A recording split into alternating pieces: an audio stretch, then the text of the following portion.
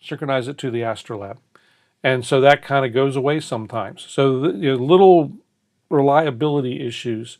Now, and then, once you're loaded up and good to go, it's not a big deal. But no, that shouldn't make it a big deal. It should work. I'm activated. Blah blah blah.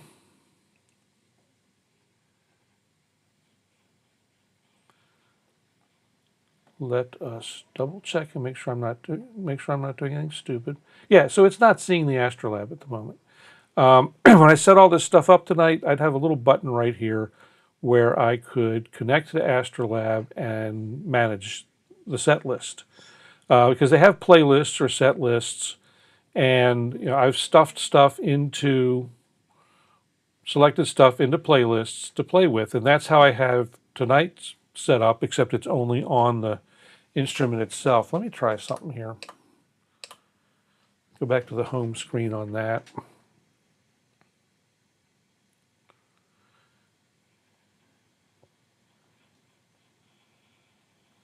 Okay. Yep. So anyway, that's one of the little hanging chads, so to speak. I'm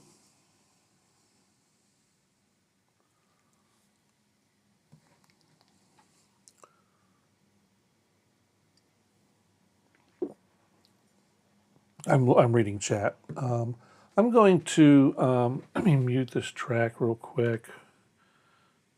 I'm going to reboot the AstroLab just to see if maybe that wakes it up, because I do want to show this if I can. Takes it a few moments to power down. I'm sure there's some sort of little teeny tiny Linux box running in there, which leads me to wonder why we can't have Artorias patches in clap format to run on Linux, but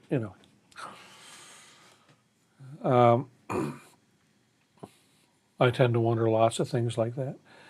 So let's see here, and I'm going to close this window while I'm waiting for it to come back up. It's not the fastest booting thing on the planet. It's got some little tiny ARM processor in it, I'm sure. Okay, so it's rebooted. And see, this wouldn't be a problem if I weren't trying to show something, because the set list is already loaded. Almost all my patches are also already loaded on there in one way or another. So I could get to them if I needed to. I could change on the fly if I needed to, without having to rely on the patch management or the preset playlist management in the app. And I don't think I accidentally have the app running on anything. All right, so let's go ahead and let's open Analog Lab back up and go to here. There we go. There's my link to AstroLab button. So if I go ahead and I link to the AstroLab, so now I have all the playlists that I have on, oh, you don't see it, because I didn't do that. So now I've got this AstroLab link button here, and now I have my library on the AstroLab. So this is all my presets that are on the AstroLab. And I can search them and do here on the computer. I can do whatever I want and search. AstroLab takes out YouTube, yeah. So I should be able to do a search here if I can find a keyboard. S1G. I know there's ones on there that are signs that are by signs, but anyway. So the library management's a little weird yet, because I don't know that I can necessarily drop a patch directly into the library, but I can put them on playlists. So here I have a live streams playlist, and so their organization is a little weird, but I have a live streams playlist, and then today's date. These are the patches in tonight's show.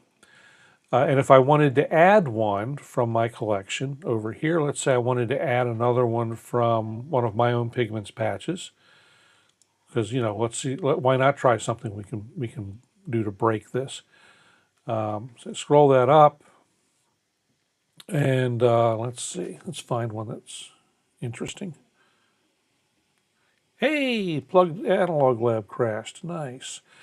That's one thing I find is Analog Lab is a little dicey in a DAW, and it's not just in Bitwig. I tested this; it does it in Ableton Live a bunch too. So let's finish reloading plugins. Nice thing is it picks up. Nope, it did not pick up where we left off. So let's link back to the AstroLab, back to here, back into my pigments. I do have a couple of really super taxing pigments patches that cause trouble sometimes. This may be one of them.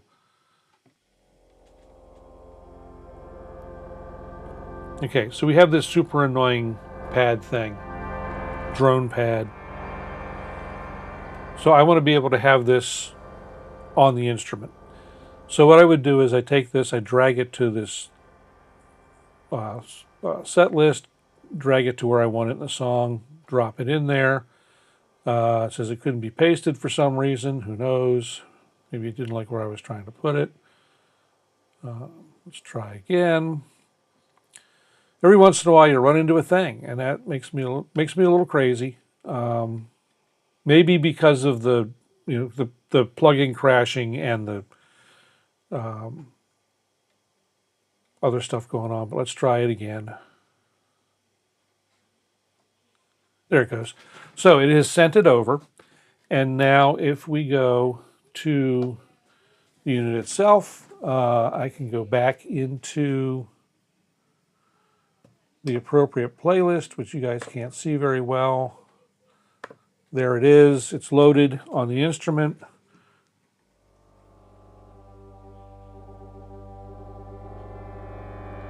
And I'm getting 4 voices out of it, or 4 notes out of it.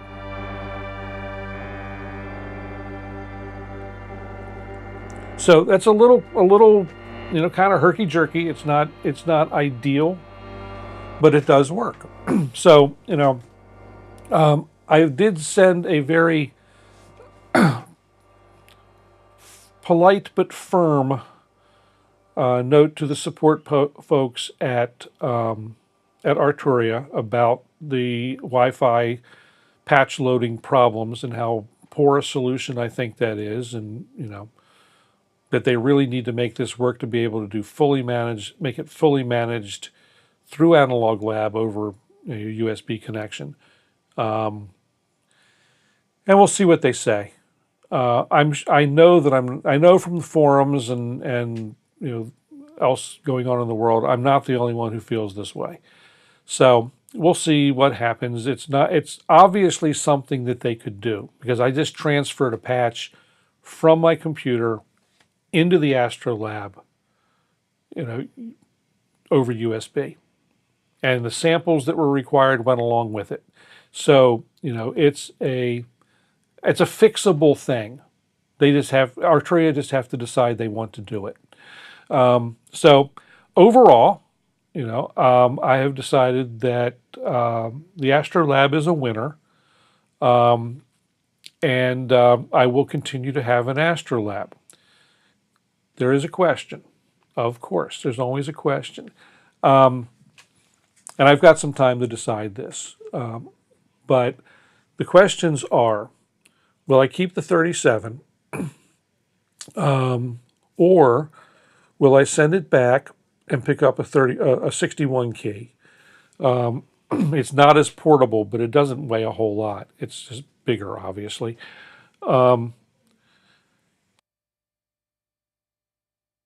Sorry, guys. Weather Lab, or the weather has taken out my everything.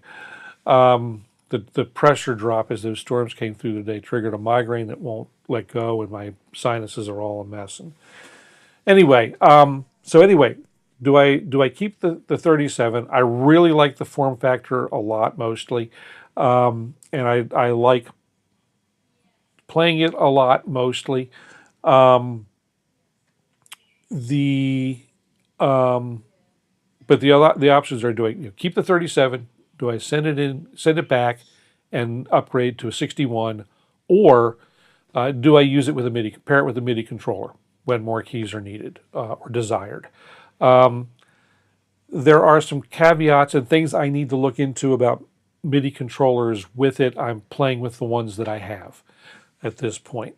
What I'm interested in finding out is the user experience with trying to control it fully from the Mark II Keylab is not great.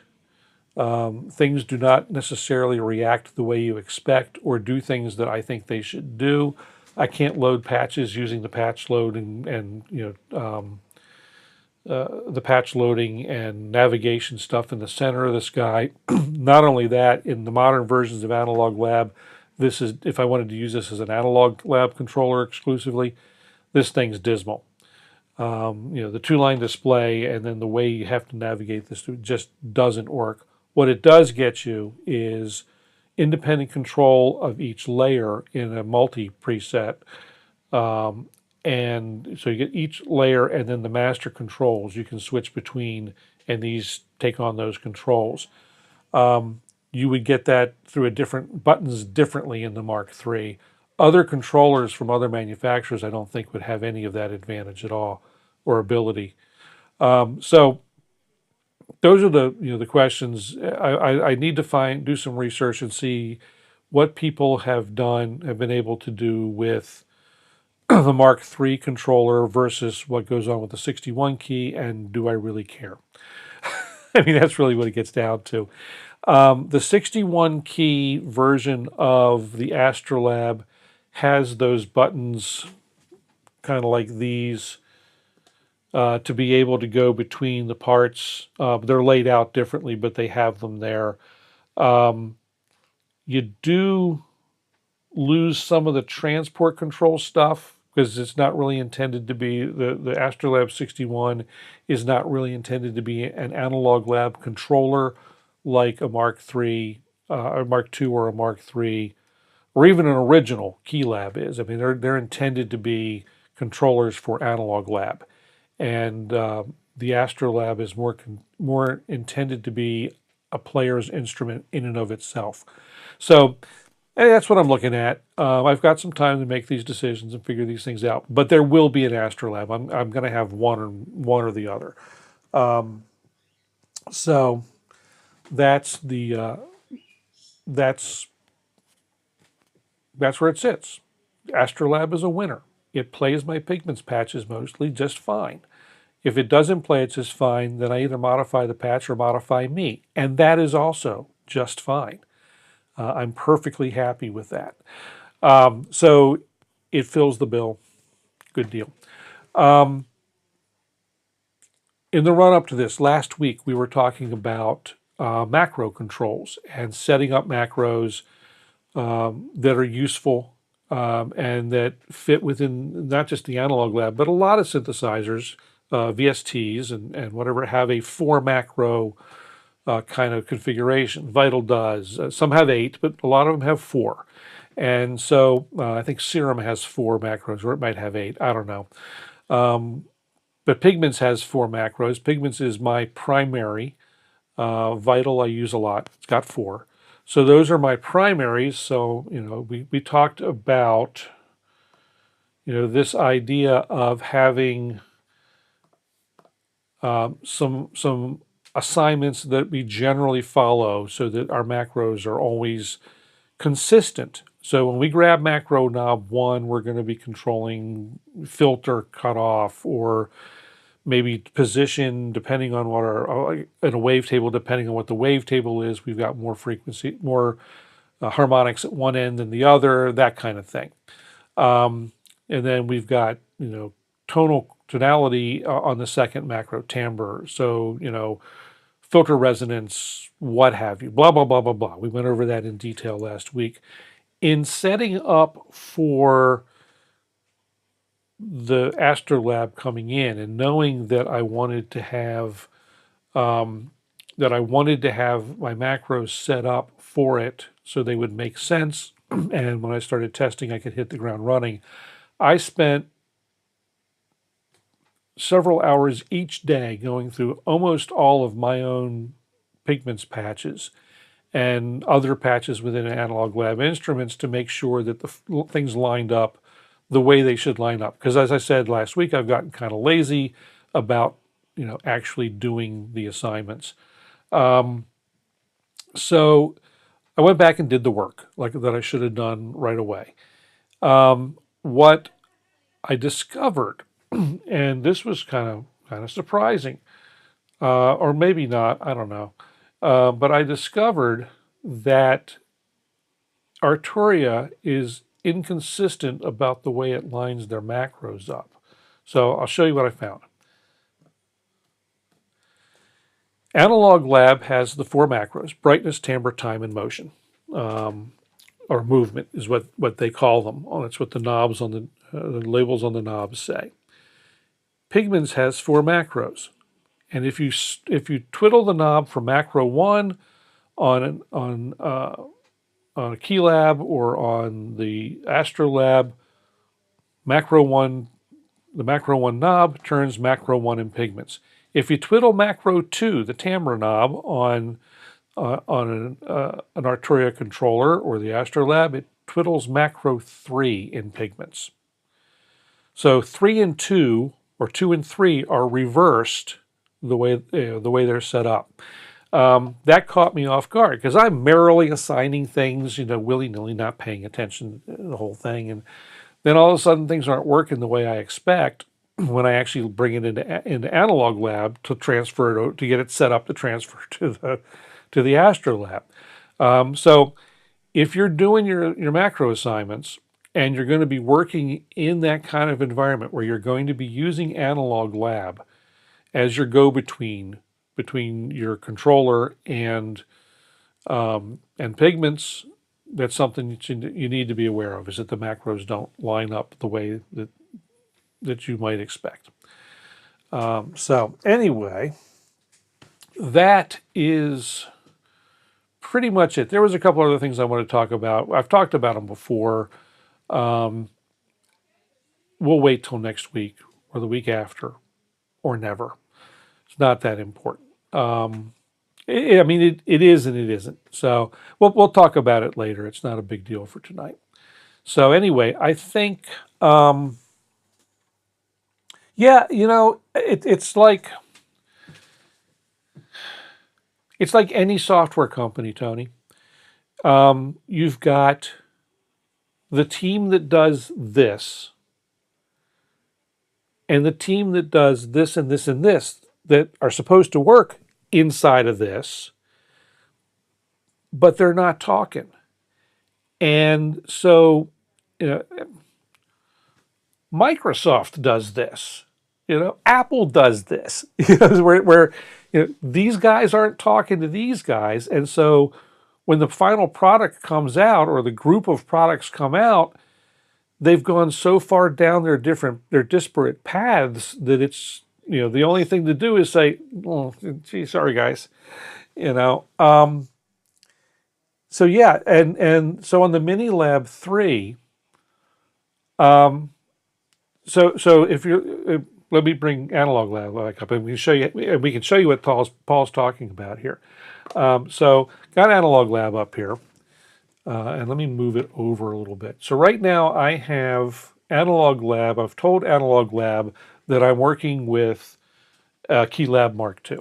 Okay, so it says we've got 9 knobs and they do these things, and we've got 9 faders and they are up to 9 faders and they do these things by default. And I don't necessarily like the way the defaults are laid out for that either, but that's what they've done by default.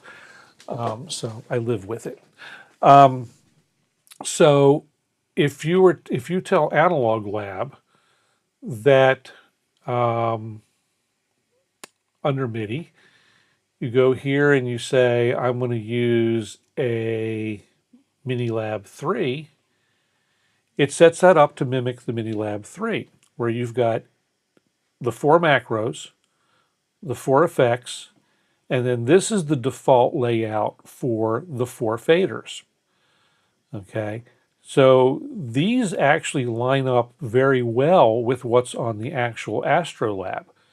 On the AstroLab, you've got, and I don't know if let me try the closer shot, see if it'll not be terrible. Hold on here. Gonna take you for a ride. Yeah, it's not too terrible. Let me get the text out of the way.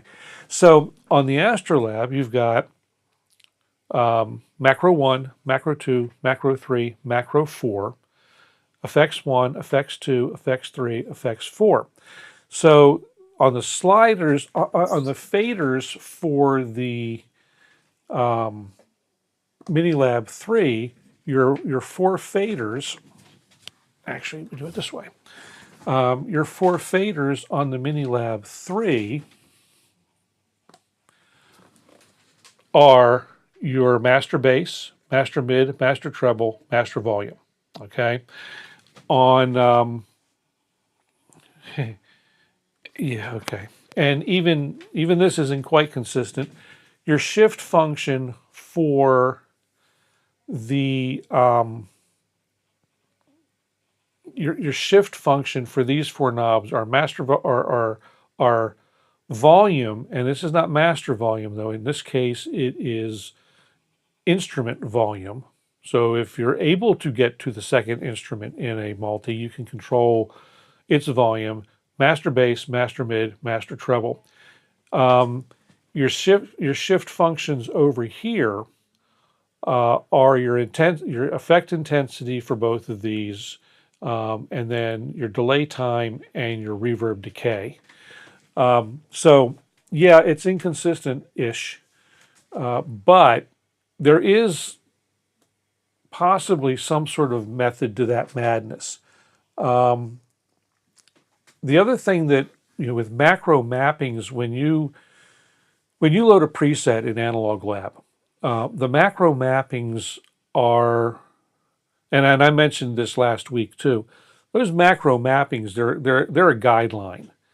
They're a suggestion, and it's up to the actual preset designer to decide what he or she want to stick on those controls. So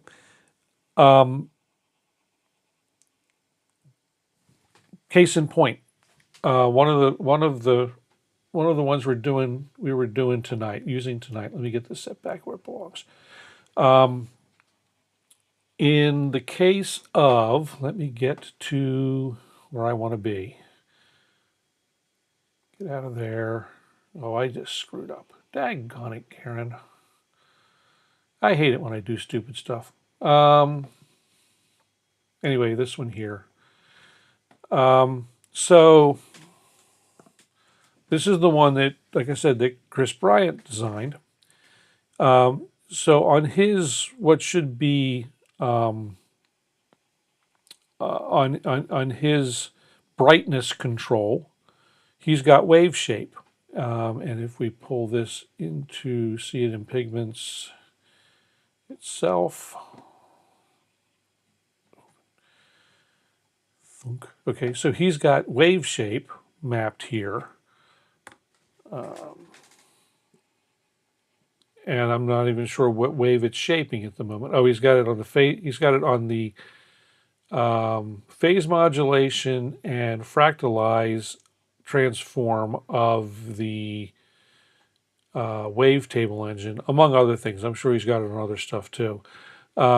He's got his second one set up to douse the internal effects. So as a kind of a reverse mix. And then he's got these other 2 things spaced out, which kind of maxes out the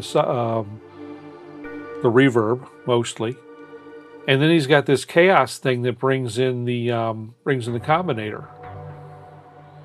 And you can see the combinator. If you look close, you can see where this combinator is, among other things. So we've got the combinator, and we've got the sample and hold LFO affecting this fractalize level.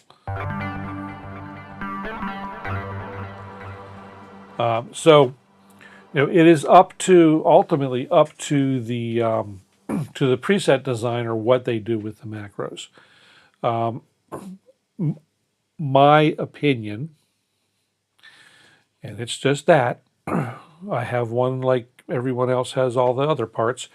My opinion is that you should try and make it kind of line up in some way that, you know, makes sense. That the things that are laid out on the knob are suggested in or suggested by that control. So, you know, the brightness is going to be filter cutoff, and anything that might mess with your spectral range of the patch, and the timbre does the tonality, you know, blah blah blah blah blah, like we talked about last week.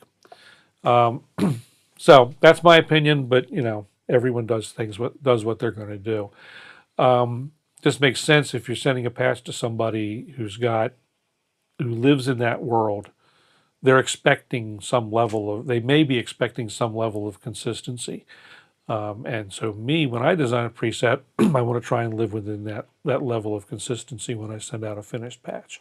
So anyway, I think that's going to do it, guys. I appreciate everybody hanging out tonight. I broke my sequence, so I don't know if, well, guess I could find out what was there. If I go back to this guy, it was PD Waves. I was maybe dispensed with the closing jam tonight. I don't know. It is late. And we actually do have a house guest at the moment, so he's visiting us for the evening. So I need to jump back out there. So, guys, thanks everybody for coming. I do appreciate it. Good to talk to you all, Paul and Tony. Thanks for coming. Danny, Andy was here. Jeff is here. Danny was here. Will and Tao and Phoenix. And the man with the hat, man with the beard, and Joe. Joe left early, but appreciate everybody coming by. I will catch you all again probably next week. I've got some family stuff going on over the weekend. It leaves me zero time to prepare. So I'll try and put something together for next week. I'll let you all know. So anyway, thanks for coming. Catch you all next time.